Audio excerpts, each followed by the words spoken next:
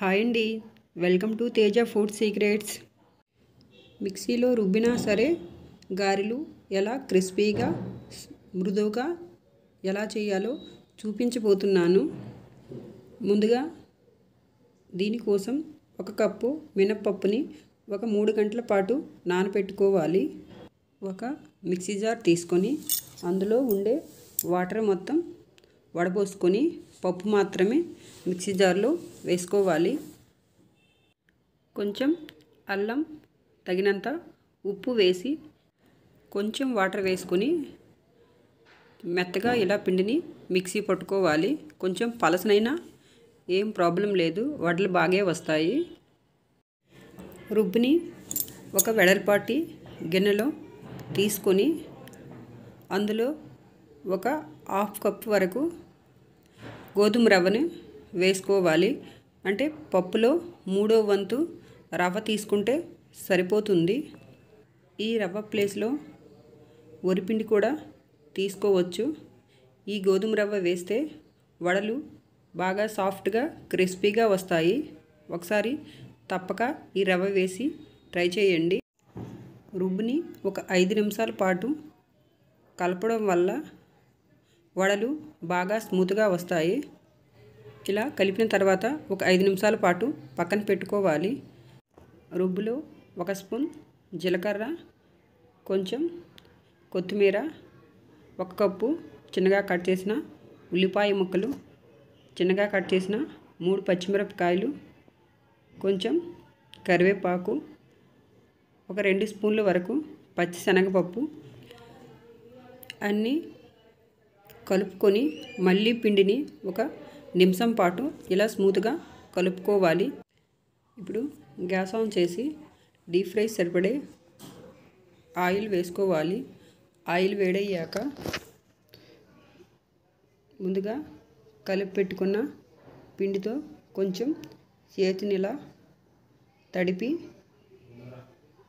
ఇలా వడలు వేసుకోవాలి.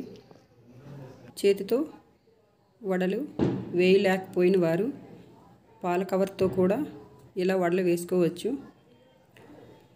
వడలు ఒకవైపు వేగాక రెండో వైపు తిప్పుకొని వేగించుకోవాలి. వడలు ఇలా మంచి కలర్ వచ్చేంత వరకు వేగించుకోవాలి. అప్పుడే బాగా క్రిస్పీగా వస్తాయి. ఒకసారి ఈ టిప్స్ పాటిస్తూ వడలు చేయండి. హోటల్లో దొరికే విధంగా క్రిస్పీగా లోపల మృదువుగా వస్తాయి. తప్పక ఒకసారి ట్రై చేయండి. వడలు వేసే ప్రతిసారిని పిండిని మళ్ళీ ఒకసారి ఇలా కలుపుకుంటే వడలు సాఫ్ట్గా వస్తాయి.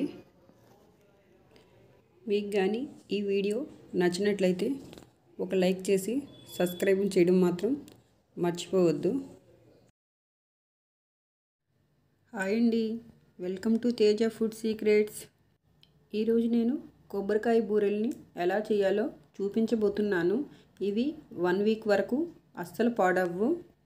కొన్ని టిప్స్తో పర్ఫెక్ట్గా ఎలా చేయాలో ఇప్పుడు చూపించబోతున్నాను. ముందుగా 1 కప్పు మినప్పప్పుని ఒక 2 గంటల పాటు నానబెట్టుకోవాలి.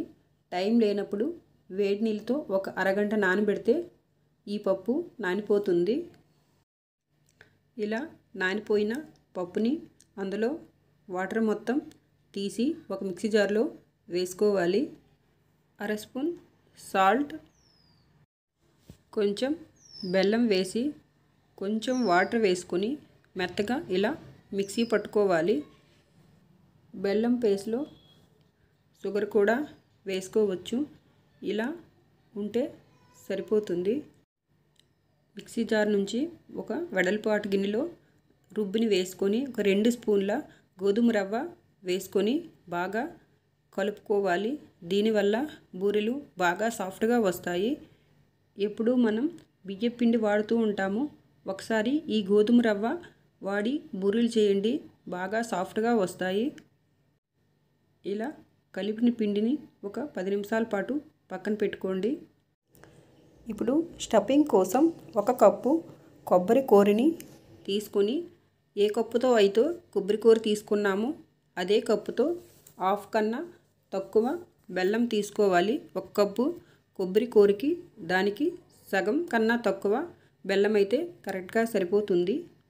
గ్యాసు ఆన్ చేయకుండా ముందే బెల్లాన్ని కొబ్బరి కూరని ఇలా బాగా కలుపుకోవాలి. ఇలా కలిపిన తర్వాత ఇప్పుడు గ్యాస్ ఆన్ చేసి 10 నిమిషాల పాటు ఇలా కలుపుతూ స్టఫింగ్ని రెడీ చేసుకోవాలి. ఇది చేసినంతసేపు కలుపుతూ ఉండాలి. ఈ కొబ్బరి స్టఫింగ్ రెడీ చేయడానికి మినిమం 10 నుంచి 15 నిమిషాలు పడుతుంది. ఇలా మధ్యలో ఇలా ఒకసారి చెక్ చేస్తూ ఉండాలి. ఇలా ఉండయిందా లేదా అని. ఇప్పుడు మనది అవ్వలేదు. ఇంకా ఒక 5 నిమిషాల పాటు గ్యాస్ని సిమ్లో పెట్టుకొని కలుపుతూ ఉండాలి. ఈ కొబ్బరి స్టఫింగ్ అయినంతసేపు కలుపుతూ ఉండాలి. అప్పుడే మాడిపోదు. ఇలా స్టఫింగ్ అయిపోయిన తర్వాత ఇప్పుడు గ్యాస్ ఆఫ్ చేసి చేతిని కొంచెం వాటర్లో ముంచి చిన్న ఉండలుగా చేసుకోవాలి.